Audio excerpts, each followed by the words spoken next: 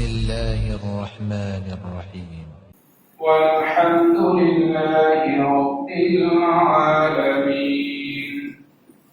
اللهم صل على محمد وعلى آل محمد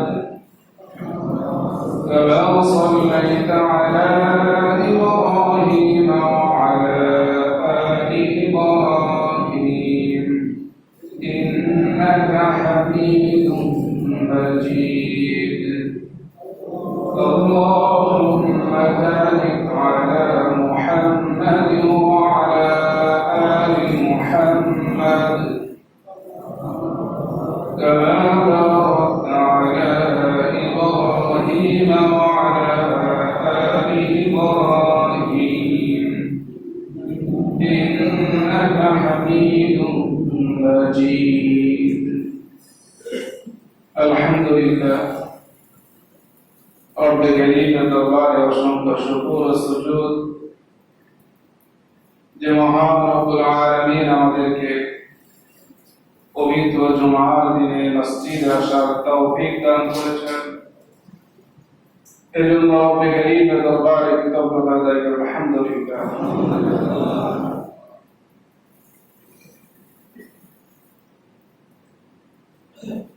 মুহতারাম হাজিরিন, বর্তমান যে সময় আমরা অতিক্রম করছি, বিশ্বব্যাপী যে মহামারী ছড়িয়ে পড়েছে, যাকে কেন্দ্র করে বাইতুল্লাহ আল্লাহর ঘরের তাওয়াফ পর্যন্ত বন্ধ ছিল, যাকে কেন্দ্র করে এই বাইতুল্লাহ অংশ বিশেষ বলা হয় দুনিয়ার অন্যান্য মাসজিদগুলোকে, সেগুলো সীমিত আকারে শুধুমাত্র জামাত চালু ছিল। জমা আদায়ের সকলের জন্য ব্যবস্থা ছিল না, অনুমতি ছিল না।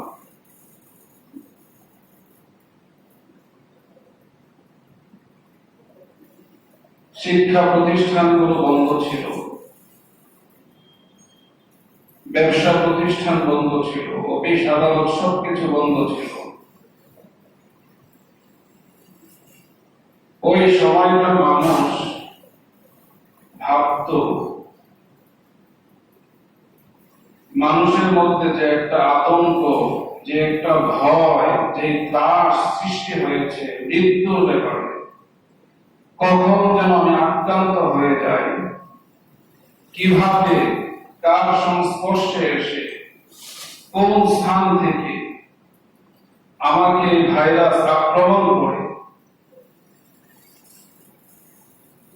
এই একটা ত্রাস সকলের মাঝেই সৃষ্টি হয়েছিল। এবং এই ত্রাসকে কেন্দ্র করে একটি ধারণা জন্ম অনেকের হৃদয়ে হয়েছিল, হয়তো মানুষ এর মাধ্যমে তাদের জীবনের মূল ঘুরে যাবে, পরিবর্তন হয়ে যাবে, অন্যায় অপরাধ মানুষ ছেড়ে দেবে, আল্লাহর দিকে মানুষ ধাবিত হবে, সকল অন্যায় অশ্লীলতা থেকে মানুষ বিরত থাকবে, এমন একটি আত্মবিশ্বাস অনেকেরই জন্মেছিল। যদিও পরিস্থিতি এখনো স্বাভাবিক হয়নি, স্বাস্থ্যবিদদের যদিও বক্তব্য যে সামনে আরো ভয়াবহ সংকট তৈরি হবে, তারপরেও যখন আমাদের জীবনের অনুষঙ্গ হিসাবে, অবিচ্ছেদ্য অংশ হিসাবে দুনিয়ার জীবন যাপনের জন্য, দুনিয়ার যে নিজাম আছে সেটাকে স্বাভাবিক রাখার জন্য রুজি রোজগারের পথ উন্মুক্ত করে দেওয়া হয়েছে। মুহতারাম হাজিরিন, এই সকল কিছুর পর আস্তে আস্তে অবস্থা স্বাভাবিক হচ্ছে। মানুষের অন্তর থেকে, দিল থেকে সেই ক্লাসও কিছুটা কমে আসছে। ফলশ্রুতিতে যা দেখা গেল, অন্যায়, অপরাধ, জুলুম, জিনা, ব্যভিচার, অশ্লীলতা, বেহায়াপনা, সুস্থ মস্তিষ্কের পরিপন্থী, সুস্থ রুচিবোধের পরিপন্থী যত কাজ আছে, এগুলো যেন পাল্লা দিয়ে প্রতিযোগিতা করে একটি অপরটাকে হার মানাচ্ছে। মুহতারাম হাজিরিন, একজন মুমিন হিসাবে, একজন ঈমানদার হিসাবে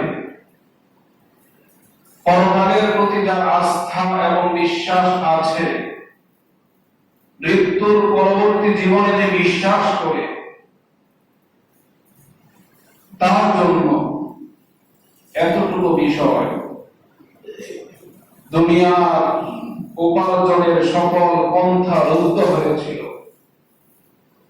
সাথে সাথে ইবাদতের পরিবেশও বন্ধ হয়েছিল। কারণ সুযোগ ছিল না উন্মুক্ত ভাবে যে স্থানকে কেন্দ্র করে রব্বে কারীম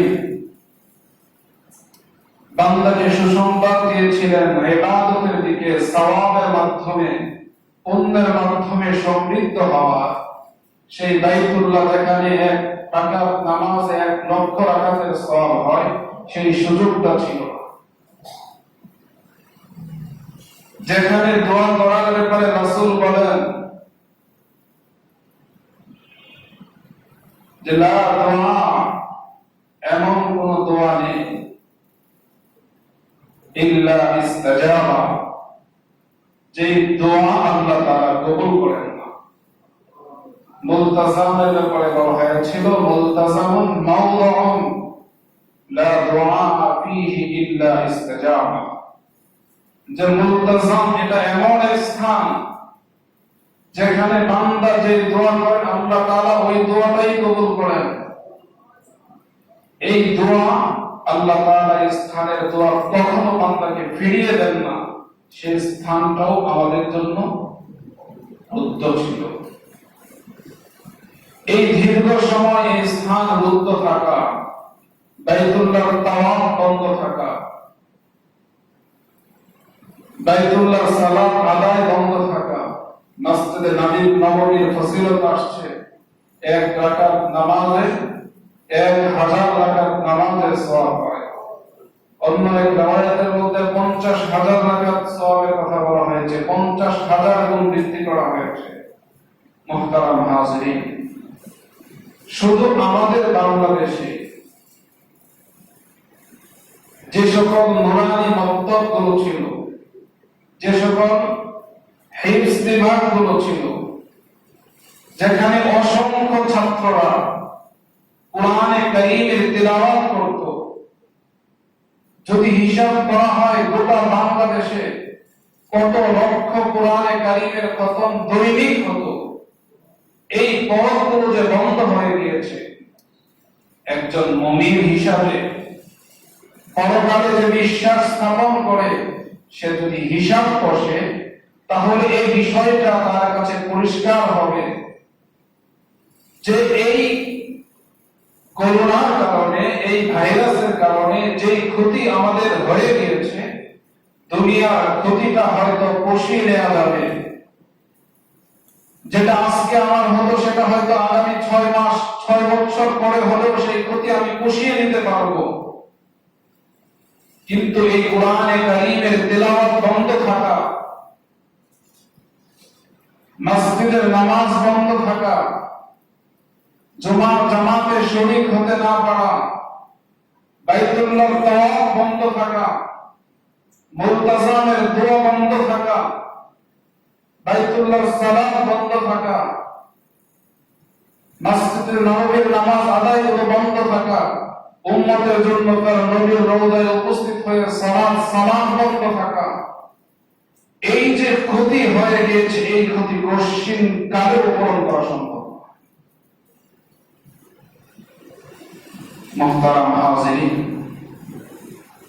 এই করোনা কালে যেই সময়, যেই কয়েক মাস দৈনিক যদি হিসাব করা হয় যে সারা বাংলাদেশে কয়েক লক্ষাধিক নুরানি এবং হিফজ বিভাগের ছাত্র আছে, নাজেরের ছাত্র আছে, যে ছাত্রগুলো কম করে হলেও দৈনিক 10 থেকে 12 পারা তেলাওয়াত করে, 15 পারা তেলাওয়াত দৈনিক করে, দৈনিক যদি 1 লক্ষ কোরআনে কারীমের খতমের তেলাওয়াত যদি হিসাব করা হয়, তাহলে আমাদের কাছে বিষয়টা পরিষ্কার হবে যে আমার এই দেশ আল্লাহ রাব্বুল আলামিনের রহমত থেকে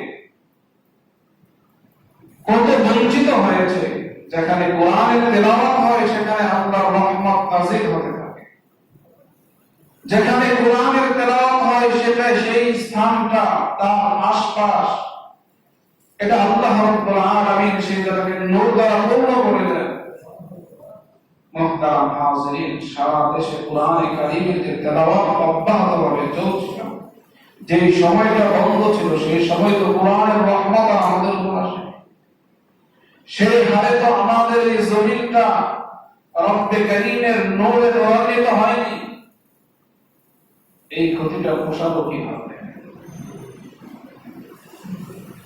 তারপরেও মুহতারাম হাজিরিন, মুমিন হিসাবে, ইমানদার হিসাবে যদি এই অনুশোচনা থাকতো, দিলে যদি এই দেখা থাকতো যে মসজিদে আমি যেতে পারি না, নামাজ আদায়ের ব্যবস্থা নেই, অনুমতি নেই,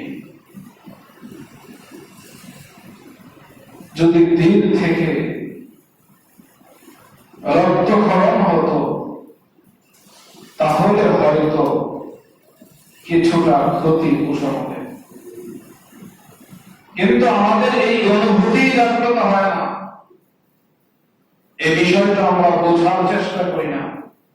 আমাদের সামনে ক্ষতি, আমাদের সামনে লস, লোকসানের যে হিসাব আমরা কষি, সেটা হলো আমার ব্যবসায়িক প্রতিষ্ঠানে এতদিন যদি স্বাভাবিক গতিতে চলতো, এই পরিমাণ অর্থের আমি মালিক হতাম, আমার গোডাউনে এই পরিমাণ মাল ছিল, এগুলো নষ্ট হয়ে গিয়েছে, এত আমার লস হয়ে গিয়েছে।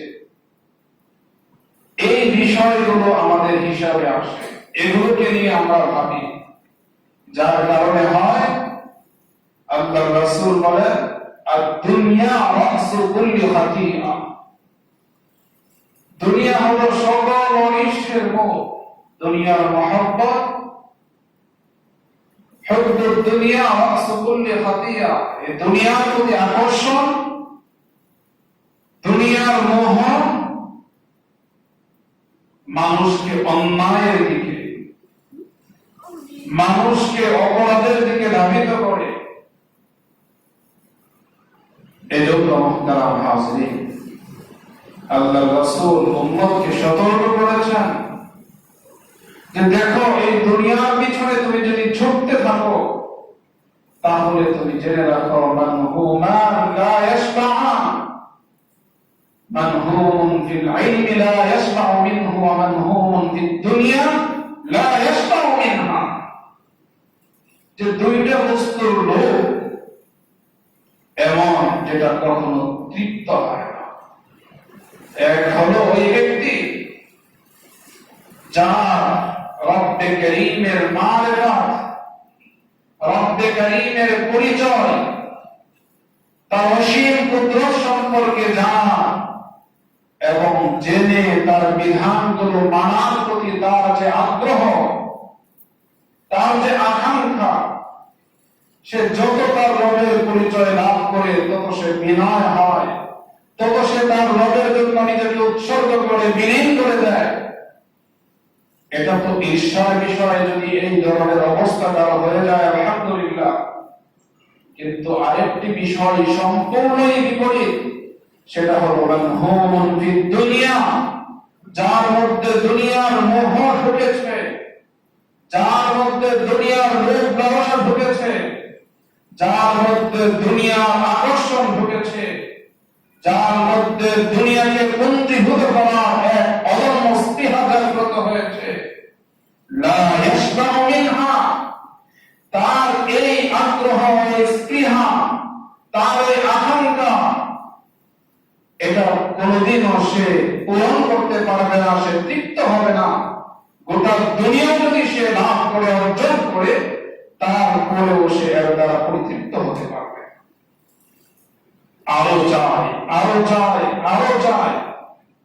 মুহতারাম হাজরিন, এই বিষয়টি আমি আগেও কয়েক বছর পূর্বে বলেছিলাম।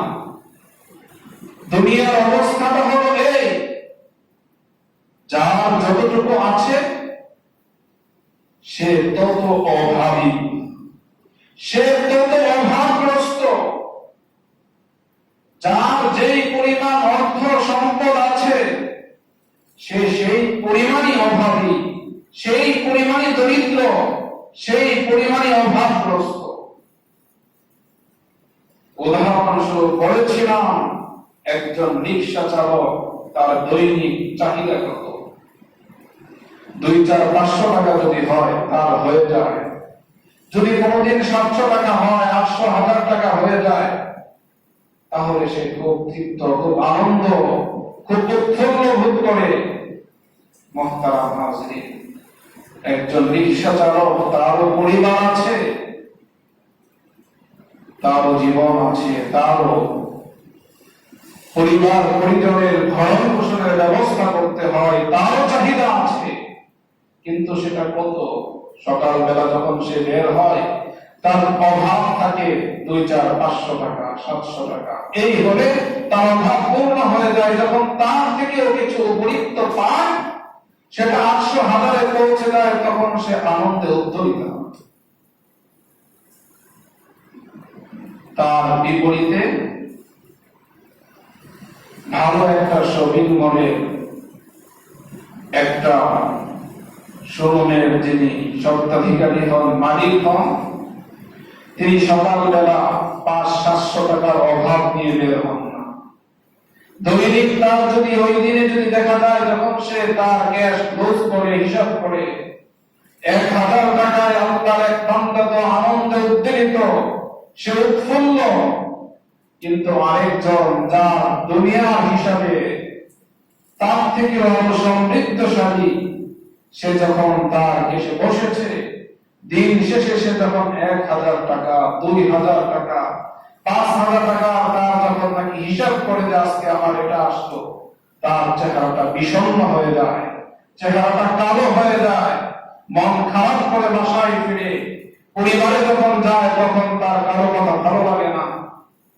দেখেন, একজন যে অভাবগ্রস্ত ছিল, যার দৈনিক অভাব হলো মাত্র 500-700 টাকা, আরেকজন তার চেয়ে বিত্তশালী, তার অভাবের পরিমাণ দেখেন কত, 5000 টাকায় সে সন্তুষ্ট না। আরেকজন ইন্ডাস্ট্রি আজকে দেখেন, বিভিন্ন ইন্ডাস্ট্রির যারা মালিক, যদি তার দৈনিক 5000-50,000 টাকা, 1 লাখ টাকা আয় হয়, তখন সে যেন তার ব্যবসার পতন, ধ্বংসের ধরিষে শুনতে পায়, যেন তার ব্যবসা ধ্বংসের ঘন্টা বেজে যাচ্ছে। এভাবে 2-1 দিন চললো। দৈনিক হিসাব করলে দেখা যায় যে সর্বদশা করলে তার 1-2 লাখ টাকা, 5 লাখ টাকা দৈনিক আয় হচ্ছে। তখন সে মনে করতে থাকে যে আমার ব্যবসায় লস হয়ে গেছে, অভাবটা কার বেশি। রাসূল বলেন, মানহুমুন ফিদ দুনিয়া লা ইয়াশবাউ মিনহা। ঢুকে দুনিয়ার মোহ যখন ঢুকে, ভোগের বিষয়টা যখন প্রাধান্য হয়, তখন সেই ব্যক্তি আর তৃপ্তি লাভ করতে পারে না, তার অভাব বেড়েই চলে। দুনিয়া তাকে দৌড়াইতে থাকে, সে দুনিয়ার পিছনে ছুটতেই থাকে। এক সময় সে দুনিয়ার পিছনে ছুটতে ছুটতে দুনিয়ার নাগাল পায় না, কিন্তু মৃত্যু তাকে গ্রাস করে। কুল ইন্নাল মাউতাল্লাযী তাফিরুনা মিনহু, নবী আপনি বলে দিন, যারা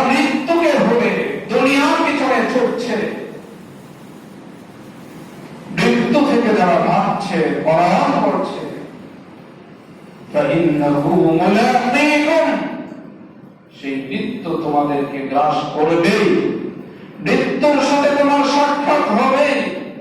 সুম্মা তুরাদ্দুনা ইলা আলিমিল গায়বি ওয়াশ শাহাদা, এই মৃত্যু তোমাকে যে রব থেকে তুমি দূরে সরেছ, যে রবের বিধানকে তুমি উপেক্ষা করেছ, সেই রবের কাছে আবার এই মৃত্যু তোমাকে পাকড়াও করে গ্রাস করেছে, আবার তোমার রবের দরবারে তোমাকে ফিরে। এমন রব, এমন সত্তা, আলিমুল গায়বি ওয়াশ শাহাদা, যিনি দৃশ্য অদৃশ্য সকল বিষয়ের ইলম জ্ঞান যার আছে। ফায়ুনাব্বিউকুম, যে সত্তা তোমাদেরকে অভিহিত করবেন, তোমাদেরকে জানিয়ে দিবেন, বিমা কুনতুম তা'মালুন, মৃত্যুর পূর্ব পর্যন্ত তুমি যা যা করেছ এই সকল বিষয় সম্পর্কে যে সত্তা তোমাকে অভিহিত করবে, এমন এক সত্তার সামনে তোমাকে উপস্থিত করে। মুহতারাম হাজরিন, আমাদের বোঝার বিষয় হলো এই পরিস্থিতি কিছুটা স্বাভাবিক হওয়ার পরে জীবন জীবিকার তাগিদে রোজি রোজগারের পথ উন্মুক্ত করার মাধ্যমে আমরা এমন হয়ে গিয়েছি যেন আমার যে লস, যে ক্ষতি যেটা হয়ে গিয়েছে সেটা শুধুমাত্র আমার দুনিয়াবি ক্ষতি হয়েছে, দিনই কোনো ক্ষতি আমার হয়নি, পরকালে আমি পিছায় যাইনি, দুনিয়ার দিক থেকে আমি পিছিয়ে গেলাম, দুনিয়ার দিক থেকে আমার লস হয়েছে, পরকালীন ইবাদতে আমার কি কি লস হয়েছে সেই হিসাবটা আমি বসি, যার কারণে এখন অন্যায়ের প্রবণতা পূর্ব থেকে আরো অধিক করে বৃদ্ধি পেয়েছে। আইন হয়েছে, ধর্ষকদের শাস্তি মৃত্যুদণ্ড, আইনের পরেও কি বন্ধ হয়ে গিয়েছে? আজকেও তো পত্রিকায় আসতো গণধর্ষণের বিষয়। মুহতারাম হাজরিন, কেন? এজন্যই যখন মানুষ শুধু দুনিয়াকে কেন্দ্র করে ভাবে, দুনিয়ার যে নিজাম, দুনিয়ার যে রীতি নীতি, দুনিয়ার যে রেওয়াজ, এগুলো তার সম্মুখে যখন পরিষ্কার থাকে, সে দেখে আইনের মধ্যে তার ঠোকর আছে, সে দেখে যে এই আইনের মাধ্যমে যে বিচার প্রক্রিয়া চলছে এটা থেকে নিষ্কৃতি পাওয়ার অসংখ্য পথ আছে, যেগুলো বের করা যায় অবৈধ প্রভাবের মাধ্যমে হোক, অবৈধ অর্থের লেনদেনের মাধ্যমে হোক, যে কোনো উপায়ে হোক, সেখান থেকে বের হয়ে নিষ্কলুষ হয়ে বের হওয়ার সুযোগ আছে। এজন্য মুহতারাম হাজরিন, অন্যায়ের প্রবণতা এখনো কমেনি। এজন্য মুহতারাম হাজরিন, আমাদেরকে বুঝতে হবে ভয় এটা এমন এক জিনিস যে ভয়ের কারণে মানুষ নিজ বাসা থেকে বের হতো না, যে মানুষগুলো কাজের বোয়া ছাড়া চলতে পারতো না, সেই মানুষগুলো নিজেরা রান্না করেছে, নিজেদের কাপড় নিজেরা ধুয়েছে, নিজেদের ফ্লোর নিজেরা মুছেছে। এই কাজগুলো করেছে কেন? কাজের বসে আসবে বাহির থেকে, যদি ঢুকিয়ে ভাইরাস নিয়ে আসে, এজন্য তাদেরকে পাঠিয়ে দিল। ভয়,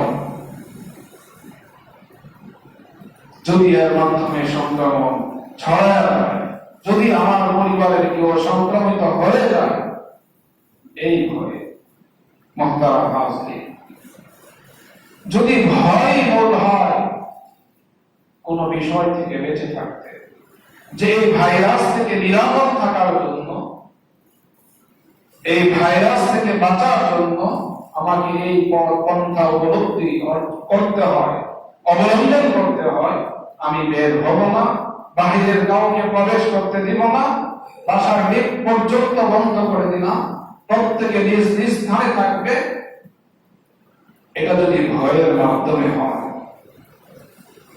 তাহলে রব্বে কারীম বলেন ওয়াল্লাহু আহাক্কু আন তাখশা, আরে ভয় করা উপযুক্ত একমাত্র সত্তা হলেন মহান রব্বুল আলামিন। ভয় তো তাকে করতে হবে। যদি আল্লাহর ভয় সৃষ্টি হয় তাহলে অন্যায় অপরাধ থেকে বেঁচে থাকা সম্ভব। কারণ মানুষ সাধারণত অন্যায় অপরাধ করে এমন স্থানে বা এমন পদ্ধতি প্রক্রিয়া অবলম্বন করে যাতে করে সে ধরার ছোঁয়ার বাহিরে থাকে। আবার অপরাধের পরে সে গা ঢাকা দেয় কেন? ভয়, যদি আমি পাকড়াও হয়ে যাই তাহলে আমাকে শাস্তি দিতে হবে, শাস্তির মুখোমুখি আমাকে হতে হবে। এই যদি হয় তাহলে মুহতারাম হাজিরিন, আল্লাহ রাব্বুল আলামিন তিনি তো ওই সত্তা যিনি আলিমুল গায়বি ওয়াশ শাহাদা, দৃশ্য অদৃশ্যের সকল বিষয় যার নিকট পরিষ্কার। আল্লাহ রাব্বুল আলামিনের নিকট অদৃশ্য বলতে কোনো কিছুর অস্তিত্ব নেই, সকল কিছুই রব্বে কারীমের নিকট দৃশ্যমান।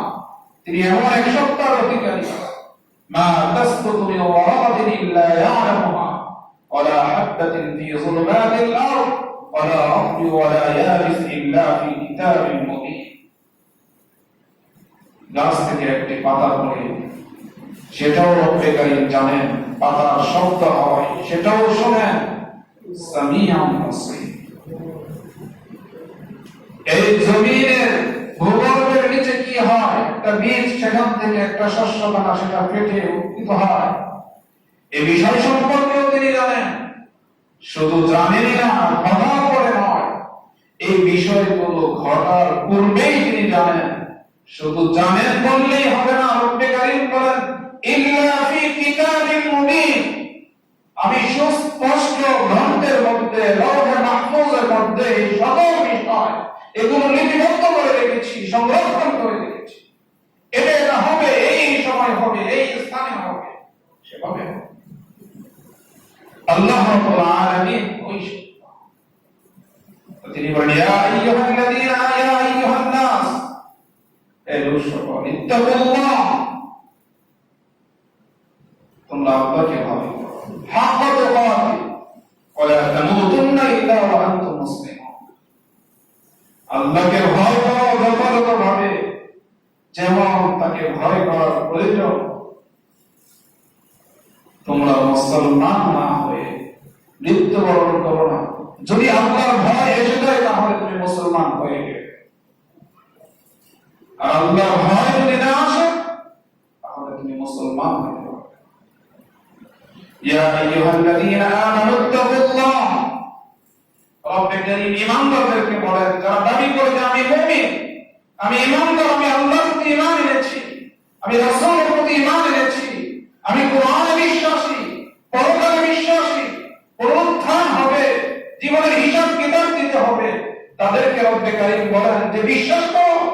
হ্যাঁ মাওলা, আমি বিশ্বাস করি।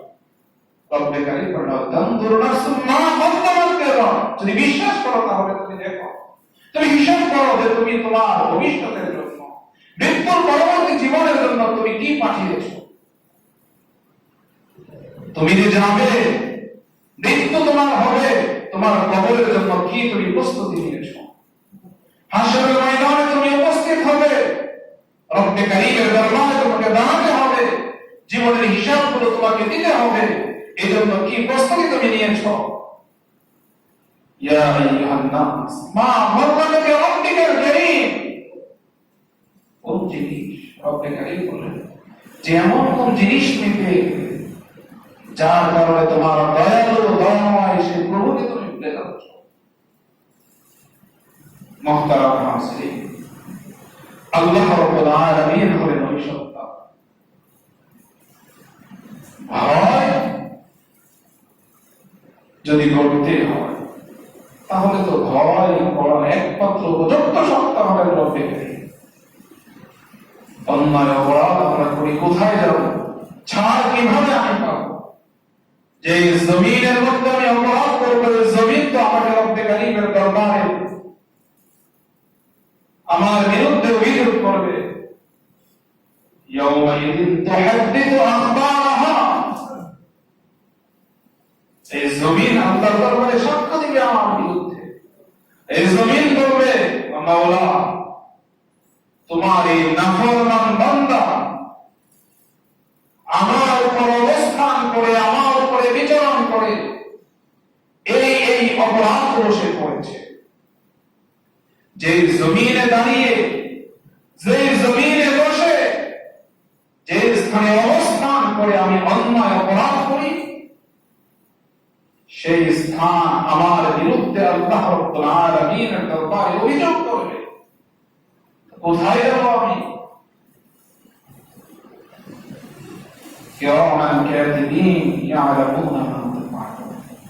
দুইজন তো আল্লাহ রাব্বুল আলামিন সম্মানিত দুইজন ফেরেশতাকে রেখেছেন আমাদের সকল কর্মের হিসাব রাখার জন্য। শুধু এর মাধ্যমে আল্লাহ তাআলা শেষ করে দেননি, এই জমিন সাক্ষ্য দিবে আমার অপরাধগুলো।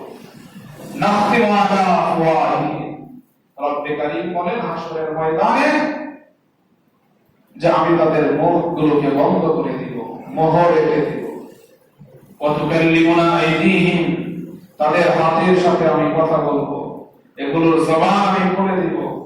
এই হাতের মাধ্যমে কি কি অন্যায় অপরাধ সে করেছে সবগুলোর বর্ণনা সে দিবে। ওয়া তাশহাদু আরজুলুহুম, এই হাতের বর্ণনার সাথে সাথে তার এই বক্তব্যকে সুদীর্ঘভাবে প্রমাণিত করার জন্য রব্বে কারীম বলেন তাশহাদু আরজুলুহুম, এই হাতের বক্তব্যের সাথে সহমত পোষণ করবে, সে সঠিক বলেছে এই কথার সাক্ষ্যতা না দিবে। মুহতারাম হাজিরিন, আল্লাহ রাব্বুল আলামিন হর ওই শব্দ হাত্তা ইযা মা জাউহা শাহিদা আলাইহিম সামউহুম ওয়া আবসারুহুম ওয়া জুলুদুহুম বিমা কানু ইয়ামালুন। রব্বে কারীম বলেন শাহিদা আলাইহিম সামউহুম, তাদের এই কান তার বিরুদ্ধে রব্বে কারীমের দরবারে অভিযোগ করবে যে গীবত শিকায়াত সে শুনেছে, যে অশ্লীল গান বাদ্য সে শুনেছে, অন্যায় যে কোনো বিষয় সে শুনেছে, সকল বিষয় রব্বে কারীমের দরবারে সে পেশ করবে। ওয়া আবসারুহুম, এই চক্ষু দ্বারা সে যে সকল অন্যায় দিকে সে দৃষ্টি নিবদ্ধ করেছে, অন্যায় যা কিছু দেখেছে, যে বিষয়গুলোকে দেখা ইসলামী শরীয়ত নিষিদ্ধ করেছিল, এই চোখ দ্বারা সে যা দেখেছে, এই চক্ষু সকল বিষয়ের বর্ণনা আল্লাহ রাব্বুল আলামিনের নিকট থেকে। এই চোখ তো দিয়েছিল কোরআনে কারীম দেখবে, তেলাওয়াত করবে। এই চোখ তো দেওয়া হয়েছিল রাসূলের হাদিসগুলো পড়বে, দেখবে, শিখবে। এই চোখ দেওয়া হয়েছিল বাইতুল্লাহর দিকে তাকিয়ে আত্মতৃপ্তি লাভ করার জন্য। ওয়া ইশরুনা লিন নাযিরিন, হাদিসের মধ্যে এসেছে যারা শুধু বাইতুল্লাহকে দেখতে থাকে মহব্বতের নজরে আর ভালোবাসার দৃষ্টিতে, তার উপরে প্রতিনিয়ত বৃষ্টি করে রহমত নাযিল হতে থাকে। তো এই চোখ তো দেওয়া হয়েছিল বাইতুল্লাহর সৌন্দর্য অবলোকনের জন্য। আর আজকে এই চোখ কোথায় যাচ্ছে? মুহতারাম হাজিরিন, যেটাকে আল্লাহ রাব্বুল আলামিন যে জন্য সৃষ্টি করেছেন, যখনই আমরা এর অপব্যবহার করি, এর মাধ্যমে আমরা ধ্বংসের দিকে এগিয়ে যাই। সারা দেশের মধ্যে যে পরিস্থিতি চলছে, চোখের অপব্যবহার হচ্ছে, এজন্যই আজকে যদি চোখের হেফাজত হতো, তাহলে এই অন্যায়, এই অপরাধ, এগুলো আজকে সমাজ দেখা যেত। অথচ যেই চোখ দিয়ে দেখছি, এক তো চোখের অপব্যবহার করছি, অন্যায় করছি, নাফরমানি করছি ভাবে, আবার এই চোখ দিয়ে দেখে যে দিল দিয়ে তৃপ্তি পাচ্ছি, মুহতারাম হাজিরিন, তারপরে অন্যায়ের দিকে ধাবিত হচ্ছে। এই চোখ তো ছিল প্রথম একটা মাত্র মাধ্যম, কিন্তু এই চোখ তো আল্লাহর দরবারে অভিযোগ করবে। অজুলুদুহুম, তাদের ত্বক, তাদের চামড়াগুলো, এই যে লোমকূপ গুলো আছে, প্রত্যেকটা একটা জবান হয়ে যাবে। এগুলো আল্লাহ রাব্বুল আলামিনের দরবারে আমার শরীরের যে ত্বক আছে, চামড়া স্কিন আছে, এটা অসংখ্য জমান হবে, আর এগুলো আল্লাহ রাব্বুল আলামিনের দরবারে আমার বিরুদ্ধে অভিযোগ করতে পারে। সে এই নাফরমানি করেছে, এই হুকুম অমান্য করেছে, সেখানে জুলুম করেছে, সেখানে জিনা করেছে, ব্যভিচার করেছে, ধর্ষণ করেছে, দুর্নীতি করেছে, সকল বিষয় সে বলতে থাকে। কোথায় যাব? দুনিয়ার আদালতে মিথ্যা বলে আইনের ফাঁক করে ছাড় পাওয়ার সুযোগ আছে, ছাড় পাচ্ছে। কিন্তু আল্লাহ রাব্বুল আলামিনের যে বিচার ব্যবস্থা, রব্বে কারীম যে সাক্ষ্যগুলোকে উপস্থিত করবেন, যখন এই হাত বলতে থাকবে আমার হাত, যখন আমার পা আমার বিরুদ্ধে সাক্ষ্য দিবে, যখন আমার চোখ আমার বিরুদ্ধে বলবে, কান আমার বিরুদ্ধে বলবে, আমার এই ত্বকগুলো আমার বিরুদ্ধে বলতে থাকবে যে জমিন আমি অপরাধ করেছি, জমিন উপস্থিত হয়ে যাবে যে হ্যাঁ সে আমার উপর অবস্থান করে আমার অপরাধ করেছে, তখন আমি কোথায় যাব? আর আল্লাহ রাব্বুল আলামিন তো ওই সত্তা যিনি এই সকল সাক্ষ্য ছাড়া তিনিও প্রত্যক্ষ করেছেন, রব নিজেও তিনি সাক্ষী।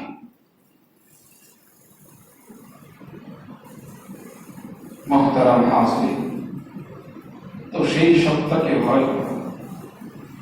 সেই সত্তার ভয় যদি আসে যে আমি যেখানেই থাকি না কেন, আমি যাই করি না কেন, আমি তো আমার নিজ থেকে আমাকে লুকাইতে পারি না, আমার নিজ থেকে আমি লুকাইতে পারি না, আমাকে আমার হাত থেকে আমাকে লুকাইতে পারি না, আমার পা থেকে আমাকে আমি লুকাইতে পারি না, আমার চোখ থেকে আমাকে আমি লুকাইতে পারি না, আমার কান থেকে আমাকে আমি লুকাইতে পারি না, আমার ত্বক থেকে আমাকে আমি আড়াল করতে পারি না, তাহলে আমি অন্যায় অপরাধ করি কিভাবে? আমাকে যে আল্লাহ রাব্বুল আলামিন যে অবয়ব দিয়েছেন, যে আকৃতি আমাকে দিয়েছেন, যে শারীরিক গঠন আমাকে দিয়েছেন, যেগুলোর মাধ্যমে আমার অস্তিত্ব আছে, আমার অস্তিত্বের জানান যেগুলোর মাধ্যমে আমি দিচ্ছি, মুহতারাম হাজিরিন, এই সকল কিছুই তো আমার বিরুদ্ধে আল্লাহর দরবারে উপস্থিত হবে, অভিযোগ করবে। তাহলে আমি করছি কার জন্য? যখন হাত আমার বিরুদ্ধে, পা আমার বিরুদ্ধে, চোখ আমার বিরুদ্ধে, কান আমার বিরুদ্ধে, আমার ত্বক আমার বিরুদ্ধে, এই সকল কিছু যখন আমার বিরুদ্ধে, তখন আমি যে অন্যায় অপরাধ করছি কার জন্য করছি, কেন করছি? وقالوا لجلودهم لم شهدتم علينا, এই অপরাধী সে বলবে তার ত্বককে, লিমা শাহিদতুম আলাইনা, আমার বিরুদ্ধে তুমি কেন বলছো? তোমার আরামের জন্য, তোমার শান্তির জন্য, তোমার সুবিধার জন্য, তোমার বিরক্তার জন্যই তো আমি এই সকল অপরাধ করেছিলাম, তো এখন তুমি আমার বিরুদ্ধে কেন বলছো? قالوا أنطقنا الله الذي أنطق كل شيء وهو خلقكم أول مرة وإليه ترجعون। আরে আমি বলবো না, ওই সত্তা আমাকে বাক শক্তি দান করেছেন, যিনি সকলকে বাক শক্তি দিয়েছেন, যিনি প্রথমবার আমাকে সৃষ্টি করেছেন, সকলকে সৃষ্টি করেছেন, তোমাদেরকে করেছেন, যার কাছে ফিরে যেতে হবে সকল কিছুর কারণে প্রত্যাবর্তন করে। তো সুতরাং তার হুকুম অমান্য করার কোন সুযোগ নেই। আমাকে বাক শক্তি দেওয়া হয়েছে তোমার বিরুদ্ধে বলার জন্য, আমাকে বাক শক্তি দেওয়া হয়েছে দুনিয়ার তোমার কৃতকর্মগুলো রব্বে কারীমের দরবারে উপস্থিত করার জন্য। তো আমার কাজ যেটা, যেই কারণে আমাকে সৃষ্টি করা হয়েছে, আমি তো সেটাই করবো, এটাই সম্ভব। মুহতারাম হাজিরিন, এজন্য আমাদের সকলকে বুঝতে হবে যে আল্লাহ রাব্বুল আলামিন আমাকে আপনাকে দুনিয়াতে পাঠিয়েছেন, অবকাশ দিয়েছেন, সুযোগ দিয়েছেন, আমাদেরকে ছেড়ে দেন না, সুযোগ দিয়েছেন, ছেড়ে দেন না। রব্বে কারীম ছাড় দেন, কিন্তু ছেড়ে দেন না। এই ছাড় আমরা গ্রহণ করছি কতদিন? মৃত্যুর পূর্বে যদি এই ছাড়কে, এই সুযোগকে কাজে না লাগাইতে পারি, তাহলে মৃত্যুর পরে আল্লাহ তাআলা কাউকে ছেড়ে দেবেন। অথবা মুজরিমিন মুশরিকিন, অপরাধী যারা, এই অপরাধীরা তারা দেখবে আর ভয়াবহ চোখে তারা তাকাবে। আমল নামা যখন তারা দেখবে তখন তারা বলবে মান লিহাযাল কিতাব লা ইউগাদিরু সাগীরাতান ওয়ালা কাবীরাতান ইল্লা আহসাহা। জানি নাকি আশ্চর্য আমল না, ছোট বড় কোনো কিছুই তো এখানে বাদ করেনি, সব কিছুই এখানে আছে। ওয়ালা ইয়াজলিমু রাব্বুকা আহাদা, আল্লাহ রাব্বুল আলামিন জুলুম করবেন, অবিচার করবেন। কিন্তু আমাদেরকে বুঝতে হবে আমরা দুনিয়াতে যাই করি না কেন আমাদের সাথে আল্লাহ রাব্বুল আলামিন তার সৃষ্টিকে নিয়োজিত করেছেন আমার এই কর্মের জন্য। এক তো যে জমিনে বিচরণ করি, আমি যদি অপরাধ করি তাহলে আমাকে জানতে হবে যে এই জমিন আমার বিরুদ্ধে, আমার এই অন্যায়ের ব্যাপারে আল্লাহর দরবারে অভিযোগ করবে, সাক্ষ্য দিবে। দ্বিতীয়ত আমাকে বুঝতে হবে যে আমি যেখানেই থাকি, যেভাবেই থাকি, দুইজন সম্মানিত ফেরেশতা আছেন, তারা সংরক্ষণ করছেন, তারা লিখছেন। আমি যা বলি মা ইয়ালফিযু মিন কওলিন ইল্লা লাদাইহি রাকীবুন আতীদ, দুইজন শক্তিশালী সম্মানিত ফেরেশতার মাধ্যমে আল্লাহ রাব্বুল আলামিন আমার জবানে উচ্চারিত প্রত্যেকটা শব্দকে সংরক্ষণ করছেন। যা ইচ্ছা তাই আমি বলতে পারি না। শুধু তাই নয়, এই জমিন দুইজন সম্মানিত ফেরেশতা, আবার আরেক ফেরেশতা নিয়োজিত আছেন যিনি শব্দ সংরক্ষণ করেন। তারপরে আমার এই চোখ, তারপরে আমার এই হাত, তারপরে আমার এই পা, তারপরে আমার এই কান, তারপরে আমার গোটা শরীরে যে স্কিন আছে, চামড়া আছে, ত্বক আছে, এগুলো, এই সবগুলো আমার সকল কর্মের ব্যাপারে আল্লাহ রাব্বুল আলামিনের নিকট আমার বিরুদ্ধে সাক্ষ্য দিবে। এই যদি অবস্থা হয় যে একটা মানুষ যে চলছে, যে মানুষটাকে নিয়ন্ত্রণ করা হচ্ছে এইভাবে পাহাড়ের মাধ্যমে, সেই লোকটা অপরাধ করার কোন সুযোগ আছে? কোন একজন অপরাধী যদি তাকে এইভাবে ছাড়া হয়, অপরাধ প্রবণতার মধ্যে আছে, তার প্রতিটা কর্মকে মনিটরিং করা হচ্ছে, তখন তার দ্বারা অপরাধ করা কি সম্ভব? মুহতারাম হাজিরিন, ঠিক আমি আপনি এই অনুভূতি আমাদের মধ্যে জাগ্রত হয় না, এই উপলব্ধি আমাদের মধ্যে আসে না যে আল্লাহ তাআলা আমাকে ছেড়ে দিয়েছেন, একাকী ছেড়ে দেননি, আমাকে ছেড়েছেন, আমার সাথে সম্মানিত দুইজন ফেরেশতা আছেন, আমাকে ছেড়েছেন, রবের জমিনে আমি আছি, আমাকে ছেড়েছেন, আমার এই হাত পা অঙ্গ প্রত্যঙ্গগুলো, এগুলো আমার না, আমি এগুলোর মালিক না, এগুলো স্রষ্টা যিনি তিনি এগুলোর মালিক, এগুলো আমার কথা শুনবে না, এগুলো আমার পক্ষে বলবে না, এগুলো তাই বলবে আমি যা করি তার মালিকের দরবার। এই উপলব্ধি যদি আমরা জাগ্রত করতে পারি, এই অনুভূতি যদি আমাদের জাগ্রত হয়, তাহলে অপরাধ থেকে বেঁচে থাকা সম্ভব। অন্যথায় এই আইনের মাধ্যমে শুধু অপরাধ থেকে বাঁচা সম্ভব নয়। এজন্য মুহতারাম হাজিরিন, আমাদের অনুভূতি উপলব্ধির মধ্যে আল্লাহ রাব্বুল আলামিনের অসীম কুদরত, শক্তিমত্তা এবং আমাকে আল্লাহ রাব্বুল আলামিন তার পক্ষ থেকে নিয়োজিত রক্ষকের মাধ্যমে, পাহারাদারের মাধ্যমে যেভাবে নিয়ন্ত্রিত করছেন, আমার গোটা জীবনের হিসাব যেভাবে সংরক্ষণ করেছেন, এই বিষয়টাকে আমার দিলে জাগ্রত রেখে আমি যদি চলার চেষ্টা করি, তাহলে হয়তো অপরাধ থেকে বেঁচে থাকা সম্ভব হবে। আল্লাহ রাব্বুল আলামিন আমাদের সকলকে বোঝা আমল করার তৌফিক দান করেন। আমিন ওয়া আখিরু দাওয়ানা আলহামদুলিল্লাহ।